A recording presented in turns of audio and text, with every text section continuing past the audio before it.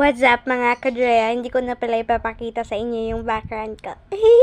Pero naman kasi meron pa ako sasabihin sa inyo. Gusto ko makipag-friend sa inyo. Lalo na yung mga kasi gusto ko lang, paano ba maging YouTuber? Yun yung kulang sa akin paano maging YouTuber?